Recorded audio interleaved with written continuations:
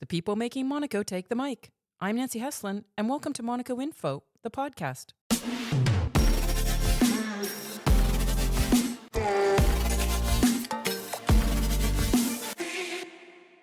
Our guest today was so inspired by women pioneers like Jane Goodall that she applied for an internship with the Dutch embassy and found herself in Nairobi as a field researcher at a nature reserve. Seeing the Rift Rally with its herds of elephants and zebras became a defining moment for a career in conservation, which eventually led to an appointment as the first female Director General of the WWF International. Welcome, Kirsten Schuijt. Did I get that right? You did. Thank you so much. Thank you so much for coming on Monaco Info, the podcast. Now, you're based out of Switzerland. Do you often come to Monaco, to the Principality, for work? So I come here once a year, if I'm lucky, because we do a fundraising event, and we do that for the Mediterranean, and so that's why I'm here today. Well, we're very lucky to have you with us. I have a lot of questions, but I thought we could start the conversation by maybe defining some things for listeners, like the WWF. So the World Wildlife Fund for Nature is celebrating its 65th anniversary next year. Can you tell listeners what's some of the history and some of the key points they should know, just that will bring them into this conversation a little bit easier? So I think one of the first things to know about WWF is it's a global conservation organization, and we work in places. We work to protect species and the habitats in which they live. We do that through working with people. Through the people who live in these places, all the way up to working with corporates and governments who influence those places. And we do that across about 80 countries. So we have a presence in Latin America, Africa, Europe, North America, and Asia. Some of the most difficult places we work as well. So very remote, often places of conflict. As you said, we've been doing that for 65 years. We started tiny. In fact, I live very close to the first Director General. Oh, wow. Who's 94 years old. And then when I hear the stories of what he tells me, it's amazing how it started. But it literally was a group of men, mostly from Europe in those days, who really cared deeply about the depletion of wildlife. This was right after the post-colonial period. Mm-hmm. They saw a lot of species being depleted, especially in Africa. And so they set up WWF to fundraise for conservation programs. That's how it started. And then it grew into this huge organization where we're working across so many places. I just want to point out that it's again, when we look at the timeline, to be able to visit some of the countries that easily we can access today wouldn't have been the case back 65 years ago when they really set out on this mission. No, it's true. I mean, in those days, it was very difficult to even, you couldn't get on a plane and see it the way you can today. So actually in the roots of WWF, which is why I love what we do, is working through local organizations. So we fundraised here, but we would send a lot of the money actually to local organizations and let them get on with it. Mm-hmm. And we'd get report backs and stuff like that. And that is still what we do. So yes, we have a presence in these countries, but most of our work is actually through local organizations, whether those are community organizations, women organizations, or more broader national NGOs. So let's talk about the panda. This famous panda logo. Everybody knows the WWF logo. What is that story? How did that become the face of the association? So when these founders 65 years ago set up WWF, they knew very well that a strong logo makes a huge difference. And I have to say, the number one asset of WWF today is our people everywhere. We have the most amazing people, but the second one is our logo, and it does open a lot of doors and gets things done. And so they were looking for a logo. They were looking for an animal because that's, of course, what we were about, especially in those days. And So this was also the time that the first giant panda was brought into Europe, and it was in the London Zoo, and it was a panda called Chi-Chi. And they visited and they saw this amazing animal. I mean, a panda is it's a strong animal. It's a cuddly animal. It's beautiful. It's black and white. So, and it's true, the story goes, and I've heard it's true that it helps that it's black and white. So it saves costs in printing and stuff like that. And so they actually started drawing the logo. And one last thing about the panda logo, because I think that's good to note as well, is so it's based on a real iconic species that, by the way, was going extinct in those days. It's also a story of a species that has improved. So there's a lot more giant pandas today than there were when we were established. But the logo has also evolved. So if you look at the panda logo that was drawn 65 years ago, it was a very sweet little animal.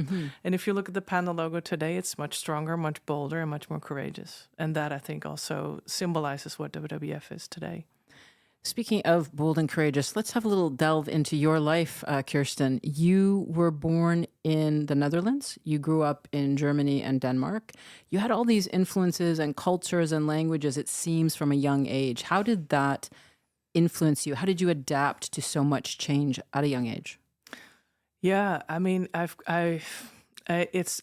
guess when you grow up with it, you don't know any better. And for me, it's something that I still do in my life. Like, I love change, I love movement, and I think that's why I do the job that I do.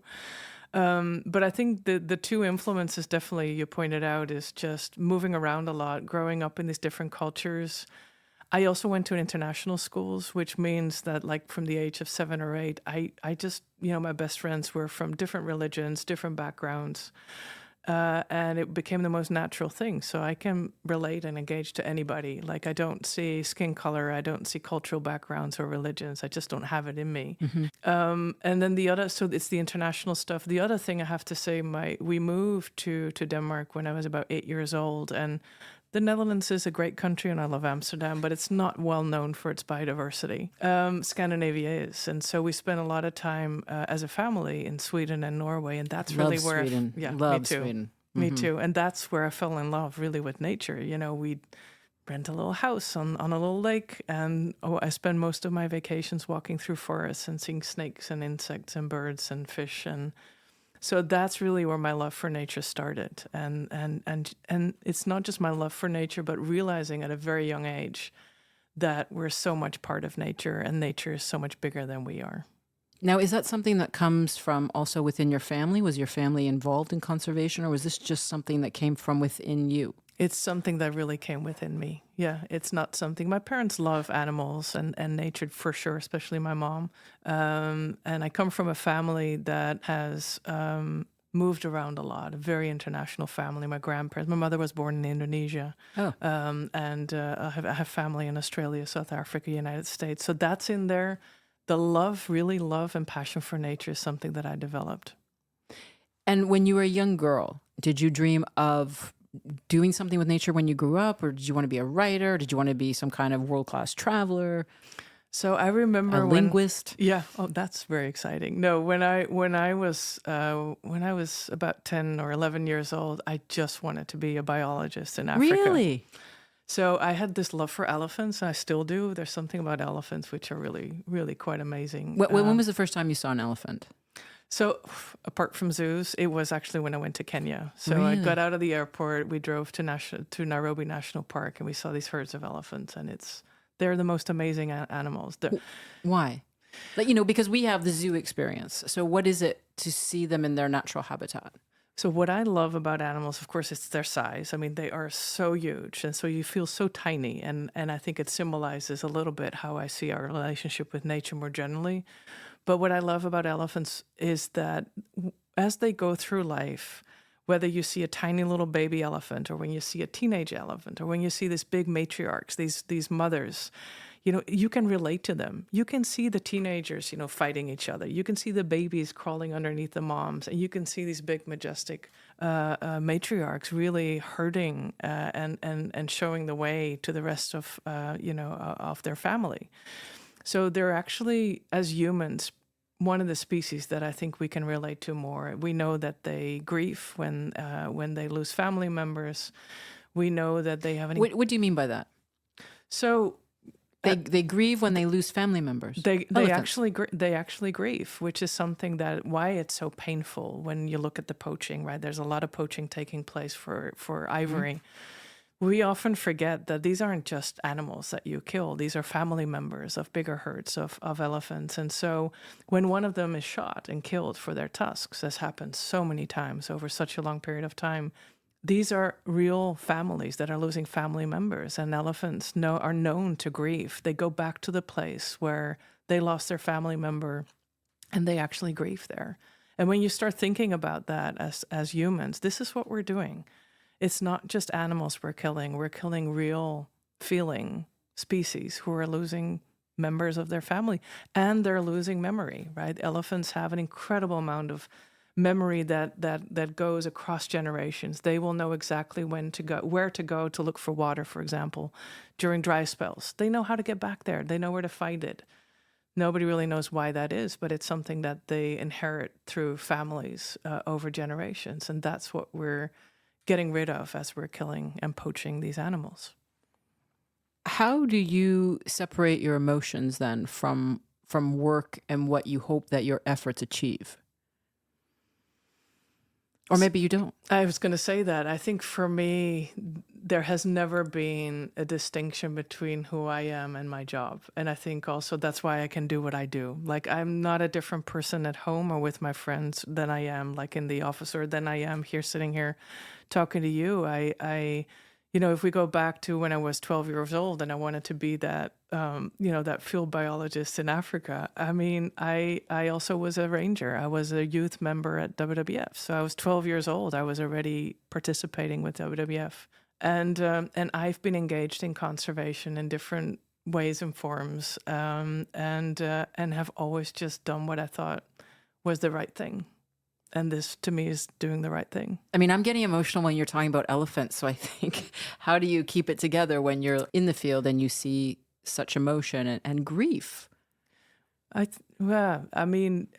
is for me, conservation and doing what I do is for a large part just being in awe, right? So that's where it starts. That's where I get my energy from, is the beauty of nature, being in awe of nature and feeling a really deep connection to nature. Can I share something with you? I was listening to a podcast and they were talking about how people should relax. And they said, what you should do is go into the park, or when you go for a run or you're out in nature, don't have earphones in all the time. I never do. I walk my dog. I don't even take a phone. I'm always trying to just absorb what's around me. And I found it strange that you have to actually give people advice to say, when you go in a park, observe the trees. Right. Well, we have become so disconnected from nature, right? I mean, that is the huge issue. And so the fact that, and you can feel it, like during COVID, it was really interesting. A lot of people went back into nature, right? Because there's not much else we could do. So people walk forests, people walk beaches, and people reconnected with nature. And it actually made us feel good. And a lot of pieces have been published about the psychological benefits of being in nature. But the fact that we have to teach our kids to do that, the fact that we have to tell people to take off their AirPods when they're outside, it's crazy, because you can feel it and you can sense it. And for me, the bottom line of that is that what we have done in our societies is we have separated humans from nature. And that comes from the fact that we think as humans we're above nature.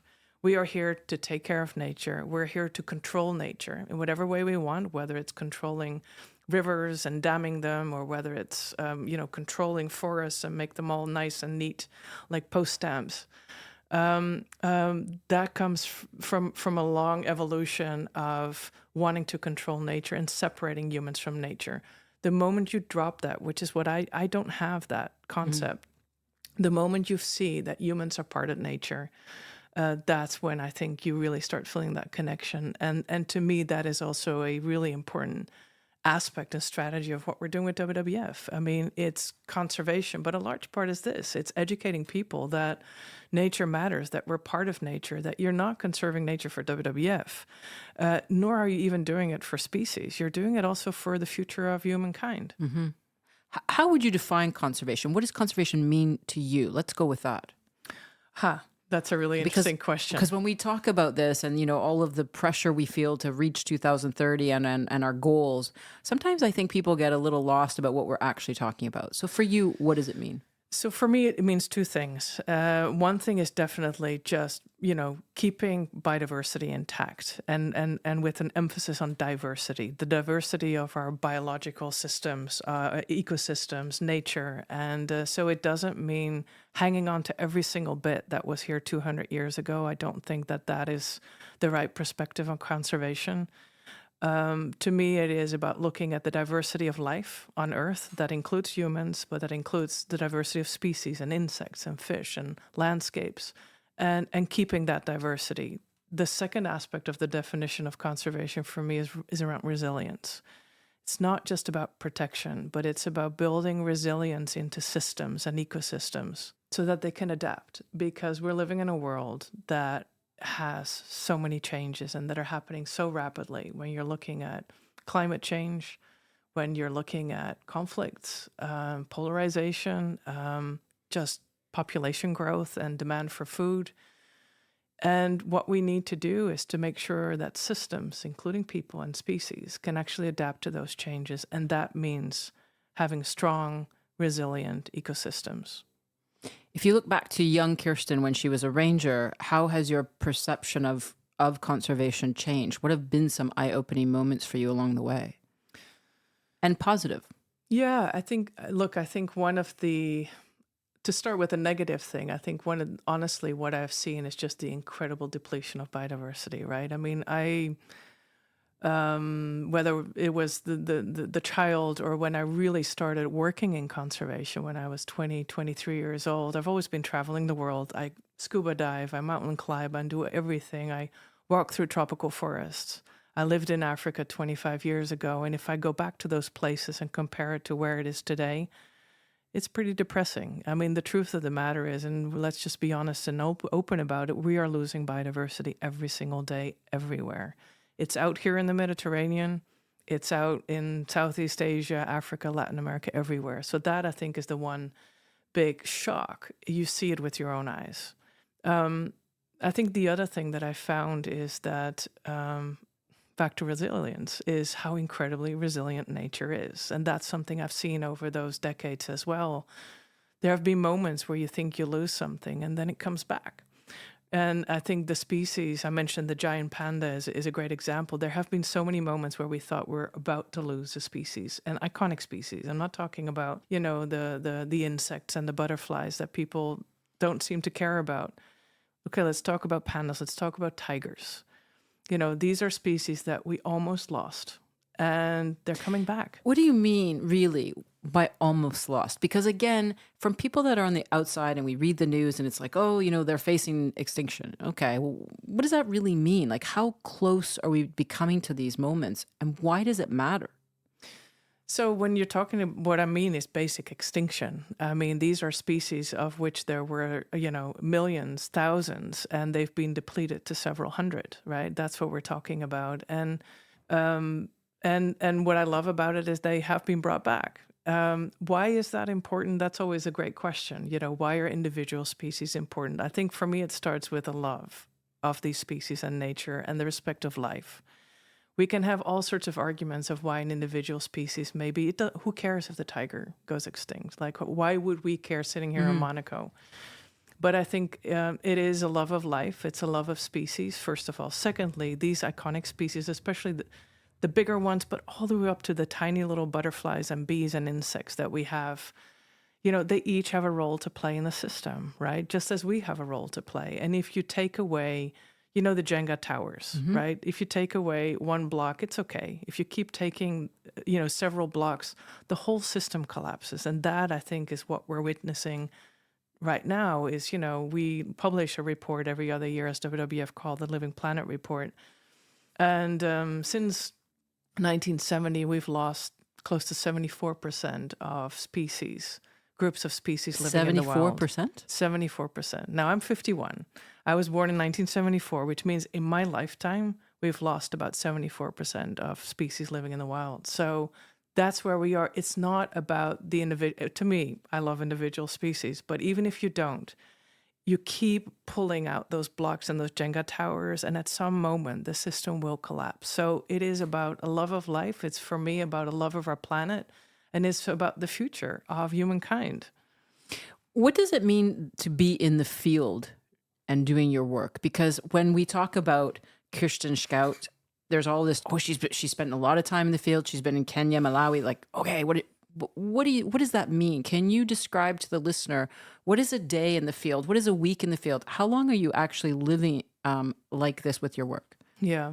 Look, what I actually don't really like the term in the field because it makes it sound like something abstract, right? But what it really is, I think it sounds cool. okay, fine, let's keep it. We'll talk In the about being field. in the Kirsten field. Schuijt, in the It's like field you're this on a week. mission or something like that. You know, these are these wonderful terms, but what it's actually nothing abstract. It is the heart of what we do, right? Because the field is just the places that we're trying to conserve. Not just WWF, but with many partners. And so we're talking about places like Congo Basin in Central Africa. We're talking about the Kaza landscapes in Southern and Eastern Africa, all the way to the Arctic, the Coral Triangle, the Amazon in South America. And so these are these big ecosystems that we have all identified as the most important tropical forests, the most diverse oceans, the most important places in the Arctic, and the most important global wetlands. And so this is what the field is, right? So they're places with real species, with real forests or coral reefs, and people living there. And so what does it mean to be there? Again, to me, you cannot do the job that I do without having a love for places, because that's why I do what I do. I'm not in my job to speak to policymakers or CEOs of big corporates for the sake of speaking to them. I'm doing it because I want to make a difference on the ground, and we need to see conservation impact on the ground. And so I have spent a lot of time in the field, and I still do, because every single year I still prioritize going into the field because that's what I love. You can't see Kirsten's eyes, but she really lights up and thinking about that. It is the coolest part, because that's where you see, number one, that's where you see biodiversity. So what do you do? Like, give us an example. Okay, I'll tell you one of my coolest trips that I've done, which was actually right after COVID, and it's just an example, but it just shows you how great it is. So it was right after COVID, and for various reasons, I really had to go to Republic of Congo to go into one of the field projects that we do there. It's a place called Tokopikunda, which is one of the most remote areas in the Congo Basin. It's a big wetland area, but with massive tropical forests. And so I land. It's a lot of driving through the country, long roads, African roads, until you hit this wall of greenness, and you meet. I meet my local team, so we always have local WWF staff there on the ground. So we sit around campfires, we sit around the table. And I learn and I listen mostly. The first days are listening and soaking it all up, trying to understand, what are you guys doing? What is happening on the ground? What are your challenges? How can I help, right? So that's the first part. The second part is we go into the field. And in this case, that's why I'm sharing. It was the coolest bit. We literally spent 3-4 days walking through the forest with local communities. These were the Baka communities, and these were women and men who literally lived for generations in these forests. They knew exactly where to find the roots, where to eat. They knew where to find the fruit in the trees. And we camped out in the forest for several days. And it wasn't about the experience of the camping. It was to really soak up those systems, to soak up the knowledge and the understanding of what is it that these people are seeing for generations, and how can we help them conserve their landscapes, right? That is, to me, and that is also, I think, my biggest passion within WWF, and why I sit in this position, is because we need to make sure that we empower the people who live and work in the places we're trying to conserve their landscapes. And so we do that for several days. And then usually what I do as well is meet up with big stakeholders around. So I meet government officials back in the capital city, and I meet corporates, because these are all part of that system that impact this place. And that's what being in the field is like. Do the locals, when they're sharing what they're experiencing, what they're seeing, their knowledge, is there a heaviness? Do they feel the burden of change? Do they feel panic?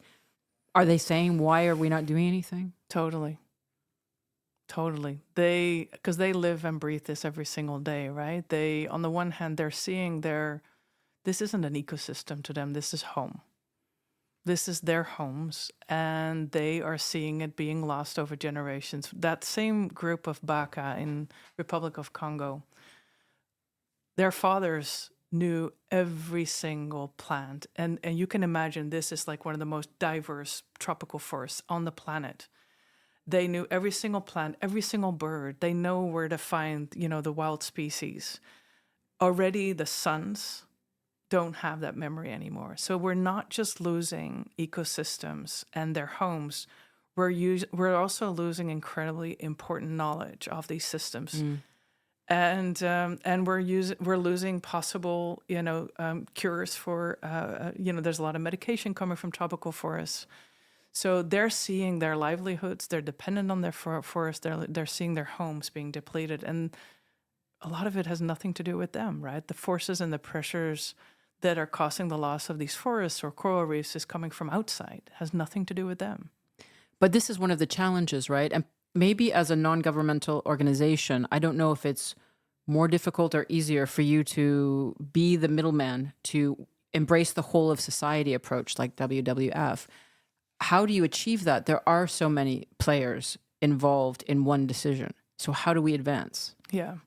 So what's the secret? Well, the secret, and again, this is why I love WWF, is that we are the middleman. We're the convener. So we will always sit around the table and talk and get people around the table and jointly come up with solutions, because that to me is the only way you can get to really impact on the ground.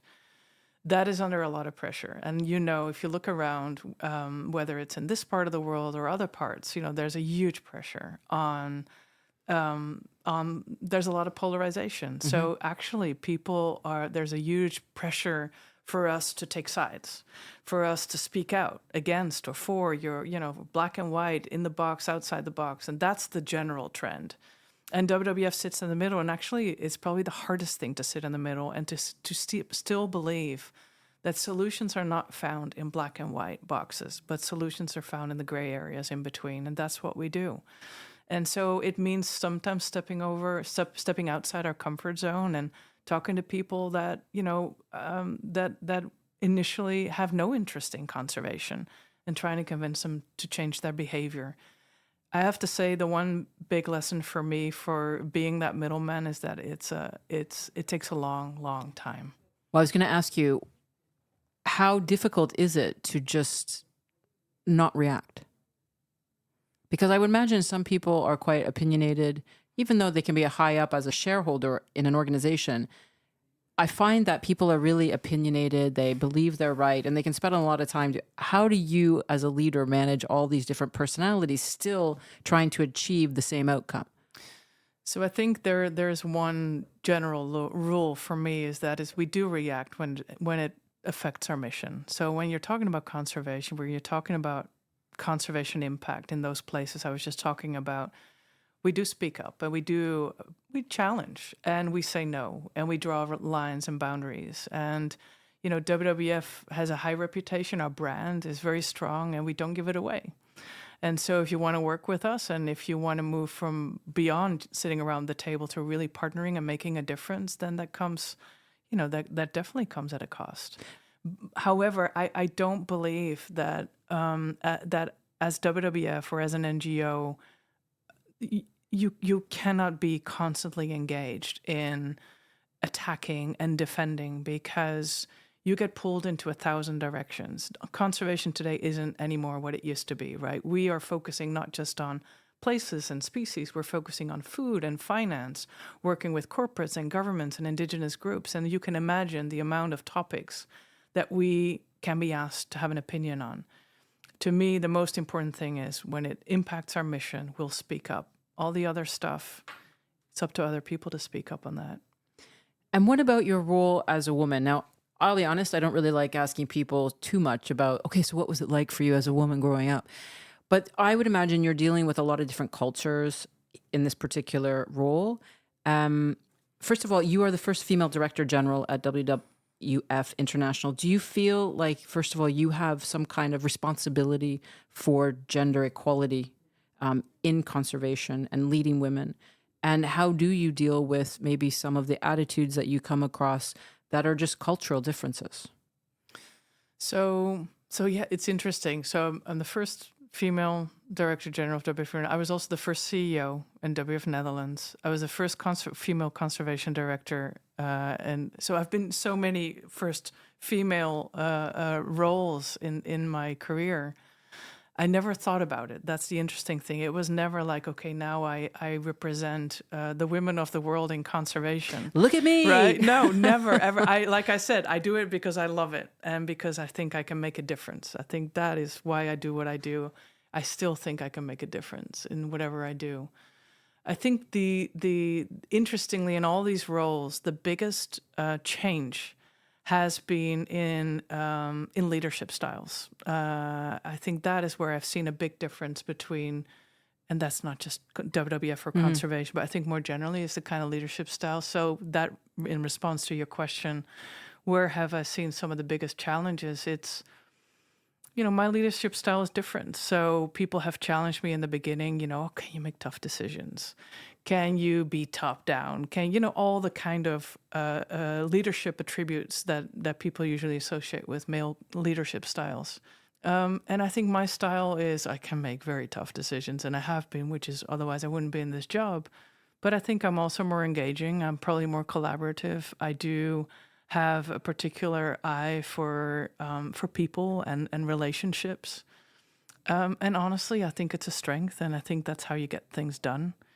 But I remember when I started, that were some of the questions. Can you make tough decisions, really? I remember that was one of the comments. Yeah. Can that have anything to do with gender? No, but I think it's a stereotype, especially 15, 20 years ago when I started, definitely. And nowadays we know that there are strong attributes to female leadership as well. Conservation is interesting. So WWF actually, if you look at it globally, most of our staff are actually female staff. Oh. So, and that's because a large part of what we do is communications. It's people and culture, which are, more traditional female roles in many of the countries where we work. It's the conservation stuff, the field stuff, where I came from, where actually most of them have traditionally been men. I've learned a lot from men, and I want to be honest about that as well. And actually, it's been a lot of the male conservation leaders that have inspired me and that have challenged me, in addition to the Jane Goodalls and the others. Have you met Jane Goodall? I have, yeah. I have met her, not for a very long time, but I saw her speak, and we spoke briefly. I mean, she's just an amazing woman, and there's a lot of amazing women in conservation that have inspired me, but so have men. And so for me, back to your question, what is it that I'd like to do? I think it's definitely I have a role to play, maybe not even actively, but just being who I am and inspiring other women across WWF and in other organizations that, you can be a woman and a strong leader, but also you can be a mother and you can be a leader, which I think is another thing that I've seen is combining motherhood with some of these challenging leadership positions and showing that it can be done. But more importantly for me, I think will be the real conservation leaders are the women on the ground. And it's those mothers and leaders in those places that we were talking about who actually are the strongest conservation leaders. And how do we make sure that we build that capacity and that we actually empower them and strengthen them to do the real work on the ground? And that's some of the stuff that I'm involved in as well. Well, that actually brings me to one of my questions, because I was fascinated to learn from you earlier that women make up almost half of the world's fishing workforce, but get very little recognition or resources. You even said that across the world, often marginalized groups such as women, indigenous leaders, and local communities are leading conservation efforts, pioneering sustainable fishing methods, and restoring marine ecosystems. Despite their critical role, they are often excluded from decision-making processes. So how do we then make it more inclusive for these types of women and for underrepresented groups? I mean, this is a big challenge. It is, and I think it's the biggest challenge that we have as the conservation sector and WWF within that. If I may just add, I don't think people realize that those statistics, half of the fishermen are women, so we can no longer say fishermen. That's right. We talk about fisher people or fisher persons, and the same with farmers. I mean, a lot of farmers in Africa and Asia, a lot of women, a lot of land is being farmed by women.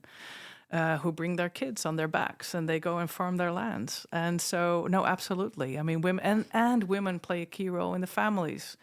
Also here in Europe, it's not just far away in terms of the food we eat, right? And making sure that it's sustainable and that it doesn't lead to deforestation in the Amazon. So women have a key role to play all over the world in conservation. The most important thing is we're calling it inclusive conservation, right? And it's making sure that when we design programs in conservation, when we implement programs, when we monitor and evaluate programs, that they are inclusive of indigenous groups, local communities, women, youth, which is another really important group that I think we should engage in the work that we do, and just be very explicit and conscious about it throughout everything that we do. Well, you bring up youth, and I am fascinated by these sort of cross-generational conversations, which I kind of think are lacking. And I had an amazing experience about a year ago here in Monaco, and I was in a room with millennials, and they all had their own entrepreneurial, eco-entrepreneurial businesses, and they were quite accomplished. They were all in a group. It was just a small room of people. So there were maybe a dozen of them. And then there was a couple other people my age in their 50s. And I didn't realize the weight that particular millennial group was really feeling about the ticking clock towards what's happening with our world. And when I started really listening, I was moderating, when I started listening to the dialogue between a 50-year-old and a group of millennials, it shocked me because they are so used to hearing people that speak the way they do and share those opinions. And then the 50-year-olds, we also have our own way of talking. And I thought, why aren't we having more of these conversations? They're very uncomfortable because it's very difficult, but you have to find that common ground. How do we do that? You had a great article. You wrote about this, and I loved this, if you let me read this.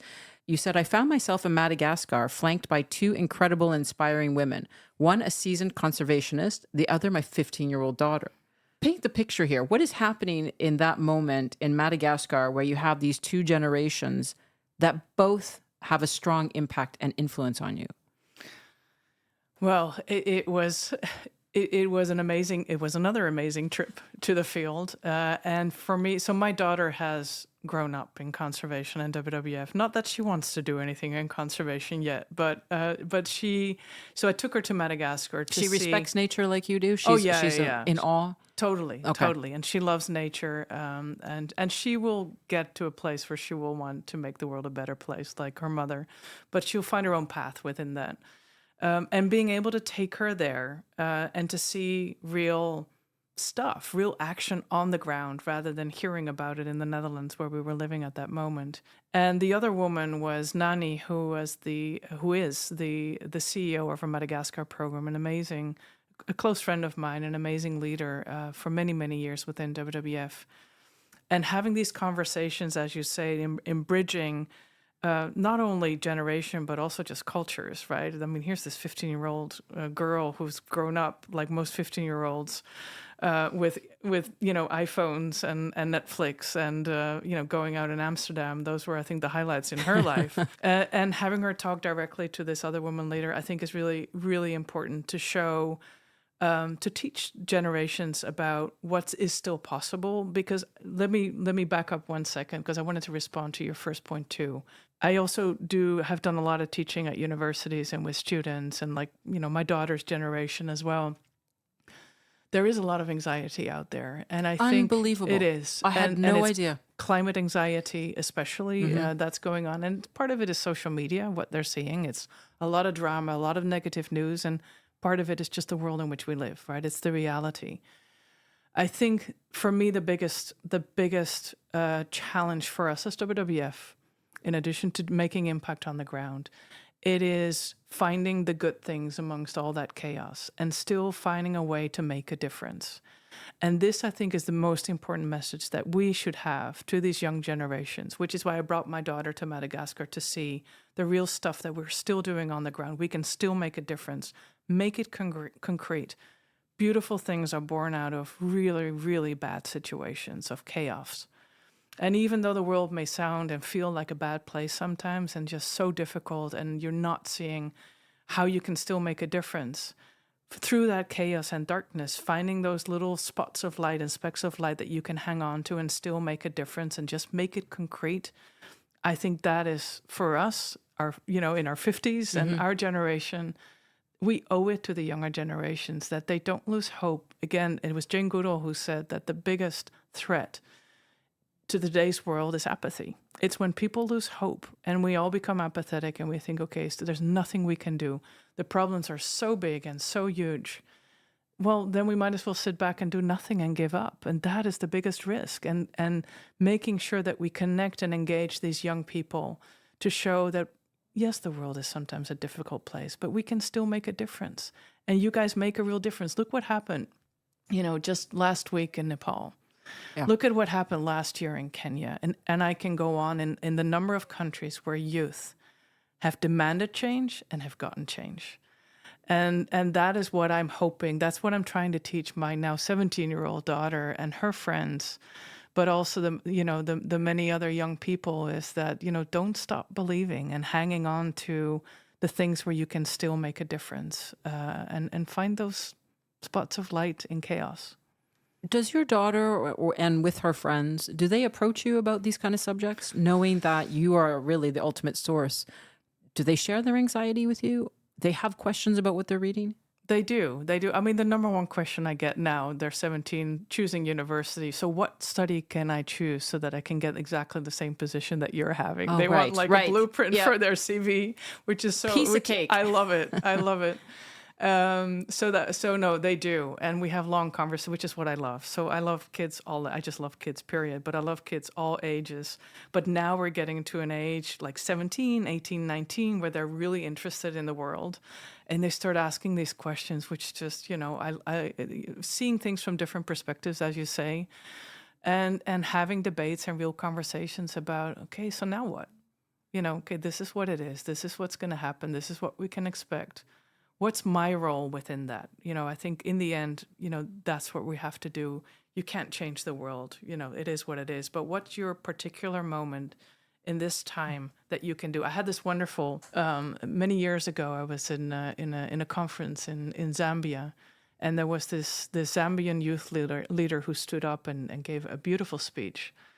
And I'll never forget what he said. He said, every generation has a battle to fight. And what's our battle? What's our particular battle today in the world that we have inherited and the future that we are going to live? What is our particular place in this world, and what's the battle of our generation? I think really reflecting deeply on that, knowing that you're not going to change the world, but you have a role to play, a really important role. And what is that? I was actually going to ask you, in all the years that you've been in conservation in this field, was there an aha moment for you? I mean, obviously you do have this deep connection to nature and wanting to do good, but with all the people that you've come in contact with and being at a lecture and listening to that, what was the moment for you that was just like a light switch where you thought, oh, I see it so differently now, and it just makes a huge impact in your life? There have been many moments, and I still have them, right? Because if there's one thing that I have is I'm always learning, and I'm always curious about everybody and everything and asking 1,000 questions. So kind of gal. Totally. And that's that's why I keep developing, and I think doing. Mm-hmm. So I have, and I've learned so much from. I definitely had that aha moment when I first traveled to Africa, being this 12-year-old that always wanted to go to Africa, being the 23-year-old that fought to finally get to Africa and go into the field, driving out of the Nairobi airport and driving through the Rift Valley and seeing those herds of zebras and impalas and giraffes and just feeling tiny, really, really tiny, and knowing that there's something so much bigger that we're part of. That has been a really, really important moment for me. That's when I knew I wanted to be in conservation. I could have done other things as well, but that was a really, really important moment. I think moments like those long walks through the forest in the Republic of Congo, where I'm sitting there and listening deeply to women and men and young people talking about the knowledge of their forest, mm-hmm. and just being inspired and in awe and thinking, of course we have to protect this, right? and just learning about different perspectives. I think that's something that always keeps me going. And as I said, there is no black and white, there is no right or wrong, but always looking for that gray area where you can still make a difference. Well, we're in the Mediterranean region, and one of the things that I find very frustrating is I love the sea. I'm not frustrated by the fact I love the sea. I love the sea. I love swimming in the sea. I love what I see when I have my goggles on. I love rowing. I love connecting with water in any way I can. And what you're talking about, going out in the field and traveling. I mean, we have this remarkable sea right behind me, the Mediterranean, and there's so many people here that don't even put their feet in the water. And I often think you can't understand the ocean or the sea until you connect with it. You have to be part of it, as you say, to see the grandness of it and our small part within that. This is very frustrating for me. I want people to understand the pollution that's happening. You go out in rowing, you see the plastic and things. What type of projects are you at WWF working with in the Mediterranean specifically? And how can we get people to really connect with what's happening in our back door here? Yeah. In Monaco. And by the way, I'm an ocean person too. Yes. I love the sea, and it's where I grew up, and I love it. I go diving, everything. Mm-hmm. And I share your frustration. The hardest part also for us at WWF is to convey the wealth and the diversity and the richness of what's underwater, right? So a lot of people don't know, but oceans are some of the richest ecosystems, and the Mediterranean is one of the most diverse ecosystems in the world.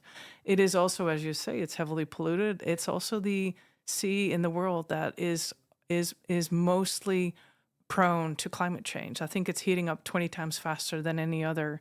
20 times. The Mediterranean is heating up 20 times faster than most other places. And that has an impact on its wildlife, and it has an impact on the communities, right? I mean, the Mediterranean is not just it's not just a big bowl of water with some fish living in there. Mm-hmm. It's deeply related to traditions and communities and people and livelihoods.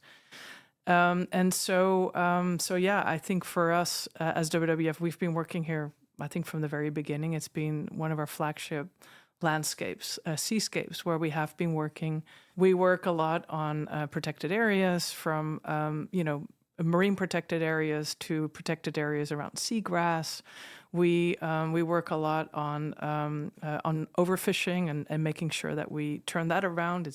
And there've been some successes there as well.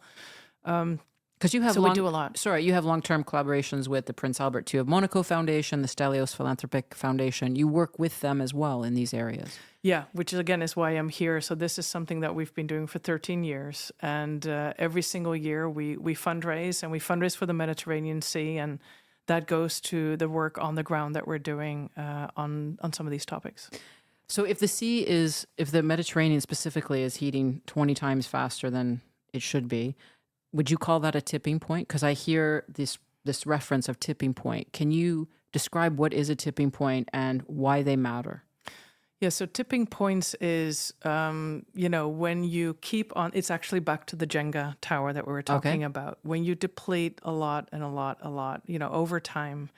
And there is a moment where an ecosystem reaches a point where the collapse is sped up, right? Like it's not just incremental, but there is a collapse.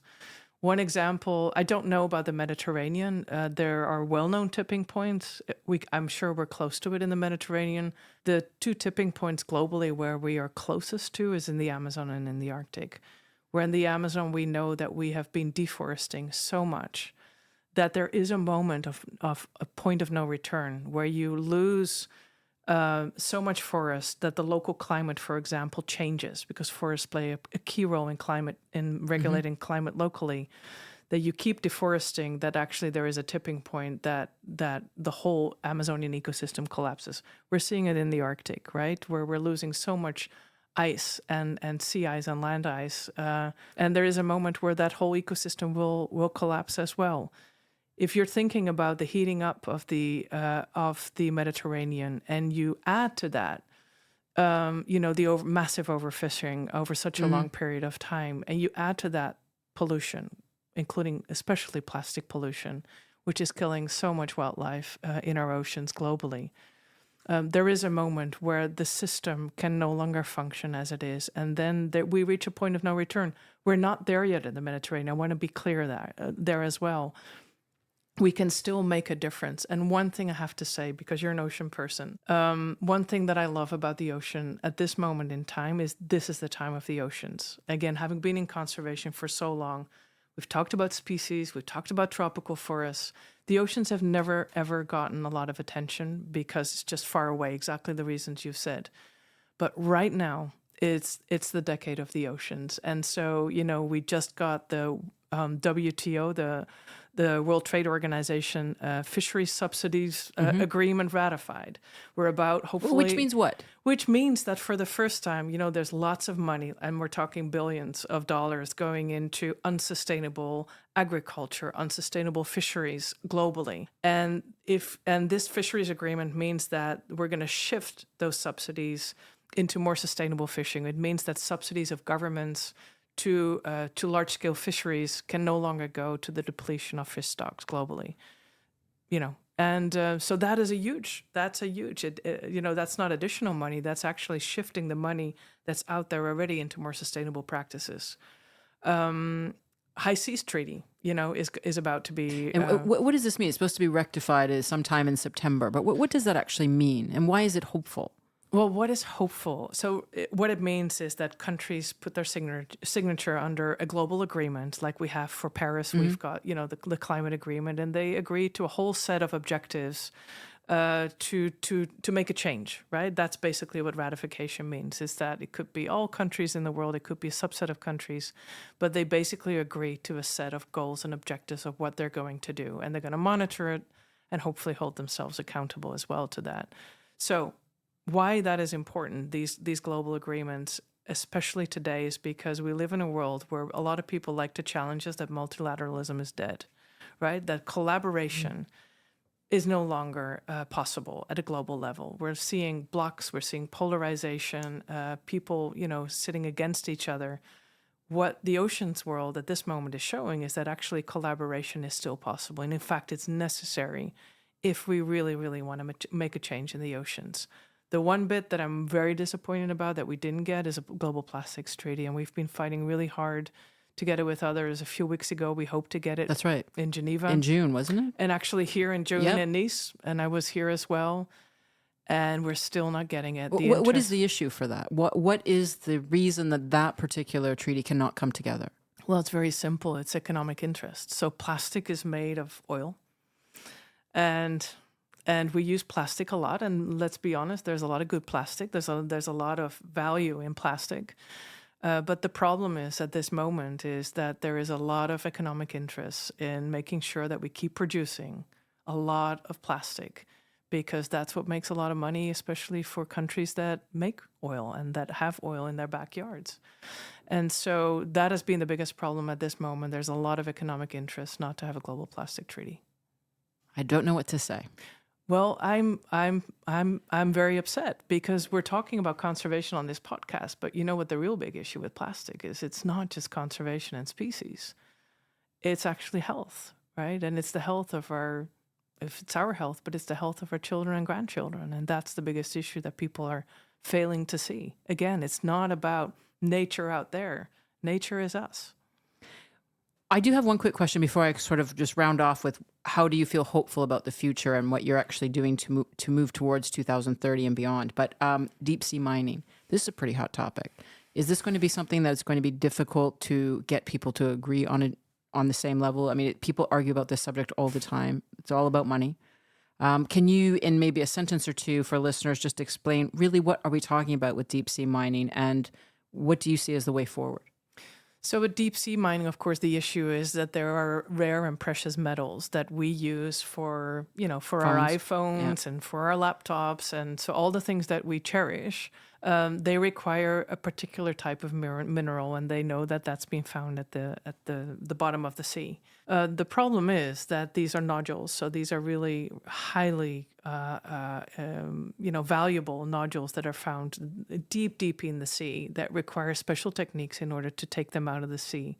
In parts of the sea where we know that biodiversity is most likely very high, and yet we don't know enough about it.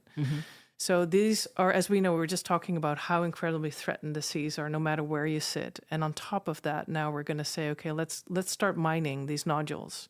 We just don't know at this moment what the impact is going to be on the environment. And so what we're saying together with others is, look, we're not opposing deep sea mining, but we're saying let's first get the science right and know what's going to be the impact of those activities. And then let's come up, with a good plan on, if we're going to do it, how to do it in the right way, with no harm or as little harm as possible to those ecosystems. That's what's going on. But of course, again, the economic pressures are so huge that there is a lot of pressure from countries and from mining companies to start mining them. And we've seen, of course, that that pressure is increasing. So to round off, how would you say, let's take this on a positive note, going forward in the future, what is WWF's biggest project initiative that you really see is going to make an impact? And the second part of that question, just to really end the episode, is what would you like your legacy to be? So for WWF, let me start with that and maybe end then with what I'd love to leave behind when I leave is, I think for WWF, my hope lies in the fact that we can still connect the dots and make a difference on the ground. And that means that we need to focus not just on the place-based work that we were just talking about, protected areas, working with fisheries, but also working at the biggest drivers that are impacting those landscapes. And for us, that means working on three systems: the food system, the climate system, and the financial system. Just to give you an example, the food system, the biggest driver of biodiversity loss is the way we eat and produce and waste our food globally. So for us as WWF, those are pathways in which we are really, really building up our capacity, building up our partnering and engagement with important players outside. And I think we can make a difference there as WWF, because we do sit around the table and we do have the capacity to bring these people into the field and see what impact, whether you sit here in Monaco and you eat your dinner, what the impact of that plate of food has actually on deforestation in the Amazon, for example, or the depletion of wildlife in some of our oceans. So that to me is the biggest thing. Is over the next 5 years, we've launched what we're calling a Roadmap 2030, which really looks at the 6 biggest things that we can do as WWF: thriving biodiversity, food, finance, and climate. Doing that in an inclusive way with the people who live and work in the places we're trying to conserve, which brings me to my legacy. For me, and I'm sure you've heard it across all my answers, I really strongly believe that conservation can only be sustainable if it is driven and owned and lived by the people who live in the places. And whether it is here in the Mediterranean, we have to find a way for the people in Monaco to own the conservation activities in the Mediterranean. It can't be a WWF coming in here from outside and telling you guys what to do. All the way down to the Baka living in the Congo Basin, where we really support them and empower them to make their decisions on how they want to conserve their ecosystems. I think the days of 65 years ago when WWF was established, when you have a European NGO coming in and telling the rest of the world how to conserve their places, those days are over, and we know it's not sustainable. So we have to find a way to engage youth, to engage women, and to empower them to make their decisions so that they can live in a better place 2 or 3, 1 or 2, 3 generations down the line. Wow. Well, Kirsten Schuijt, I can understand why you are the first female Director General of WWF International. You did not waste one word today. I would spend another hour talking to you. Fascinating. Thank you so much for coming on Monaco Info, the podcast. Thank you so much.